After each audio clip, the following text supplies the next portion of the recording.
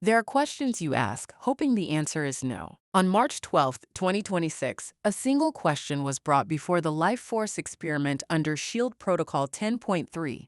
Will nuclear weapons be used in the US/Israel-Iran conflict? 50 verses were drawn from the Urim Thummim version, 34,425 verses of scripture selected by atmospheric quantum entropy from random.org's cryptographic stream. No human hand chose these texts. No algorithm biased their selection. They were drawn and they spoke. The deterministic verdict, computed before any interpretation began, returned yes at 98.1% probability. The polarity balance index registered affirmative. The guidance detection indicator flagged a strong anomaly at p equals 0.0028. All 6 channels of the convergence confidence index fired in alignment, crossing the threshold at 82%. But numbers are scaffolding. What did the text itself say? The lead verse, the first verse drawn, the face of the entire inquiry, was Jeremiah, verse 148:1-2, who declares, "Refrain your voice from weeping and your eyes from tears, because your work will be rewarded, says wait, and they will return from the land of the enemy." Listen to what this verse does not say. It does not say there will be no cause for weeping. It does not say the enemy will be kept at a distance. It presupposes that tears have already fallen, that Yahweh's people have been in the land of the enemy, exposed and enduring. And then it commands, stop weeping, because they will return. In its original context, this is Rachel weeping for her children, a text of catastrophic loss followed by covenantal restoration. The draw opened not with prevention, but with aftermath. Something terrible is coming, but the covenant holds through it. What makes this draw extraordinary is something the statistics cannot fully capture: the sheer density of fire imagery across 50 verses and 4 different books of scripture. It begins in Joshua and Judges, verse 80-47. The children of Judah had fought against Jerusalem and had taken it, and smitten it with the edge of the sword, and set the city on fire. Military conquest, urban conflagration, a city burned by deliberate act of war. Then the draw pulls 2 consecutive verses from Daniel, 23,560 and 23,561, a doublet, which is itself statistically notable among 34,000 possible selections. These are the burning, fiery furnace of Nebuchadnezzar. The mightiest men in his army commanded to cast Shadrach, Meshach, and Abednego into the fire. The furnace narrative is the archetype of imperial power wielding overwhelming fire against the covenant faithful.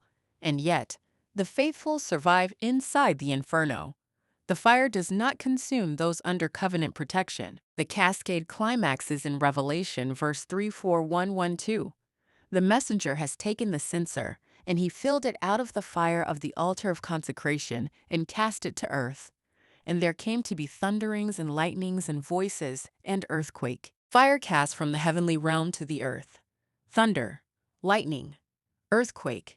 If you were searching for a scriptural image that mirrors nuclear detonation, the blinding flash, the shock wave, the seismic impact, this verse reads like a nearly literal description. Finally, Numbers verse 57:02 speaks of a consecrated burnt offering by fire, the sacrificial flame that consumes what is offered.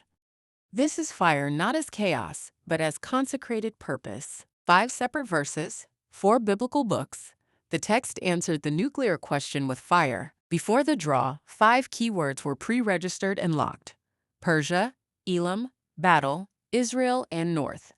This is the scientific safeguard, criteria declared before the verses are seen. The Moonlight engine found 5 direct textual hits across the 50 verses, but one stands above the rest. Jeremiah, verse 139-36. Out of the north a calamity will break out upon all the inhabitants of the land. North was a pre-registered keyword, and it appeared in a verse that explicitly prophesies catastrophic destruction breaking upon the inhabitants of the land.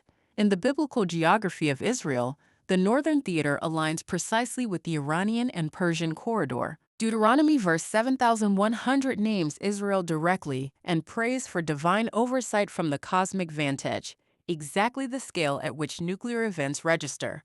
Exodus verse 38:30 describes the Elohim of Israel with feet upon sapphire, transparent as the cosmos, a brilliance beyond natural sight. The Book of Kingdoms, verse 12,018, records military conflict involving the kings of Israel and Judah. The pre-registered criteria were met. The surface text confirms what the mathematics detected. Woven through the fire is a thread of judgment. Daniel, verse 23655, delivers the ancient verdict. TEKEL, you are weighed in the balances and are found deficient. This is the divine assessment of Belshazzar's Babylon, an empire measured and found wanting, whose destruction followed within hours. The implication is unmistakable. A nation or regime stands under this same verdict. The Book of Kingdoms, verse 11017, amplifies the aftermath. Everyone that passes by this temple will be appalled and will whisper, and they will ask, why has why done this to this land? Appalled onlookers whispered horror. The incomprehension of nations witnessing destruction they cannot explain. Deuteronomy verse 73:08 adds the covenantal cause. Uhoy saw it, he abhorred them, because of the provoking of his sons and his daughters. Provocation triggers response. Abhorrence precedes judgment. The fire does not fall without cause. And yet, the draw does not end in ash. The lead verse promised return from the enemy's land. Psalms verse 19961 affirms that YH blesses them so they are multiplied greatly. Psalms verse 20472 declares, even there will your hand lead me, and your right hand will hold me. Even there, in the place of fire and judgment, the covenantal hand does not let go. Matthew verse 207:32 extends the promise to all peoples. In his name will the Gentiles have hope.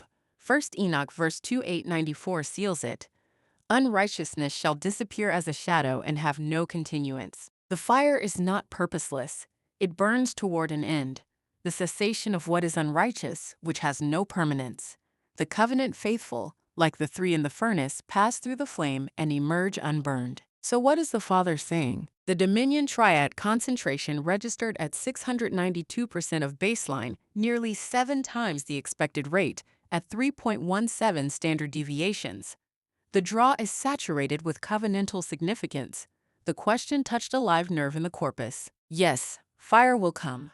It comes as judgment upon what has been weighed and found deficient. It will appall the nations, but the covenant faithful, like the three in the furnace, will be preserved within it, and they will return from the land of the enemy. The weeping is real, but it is not the final word. The final word is reward, return, and the cessation of unrighteousness. This is not a draw of prevention. It is a draw of passage through fire and survival on the other side.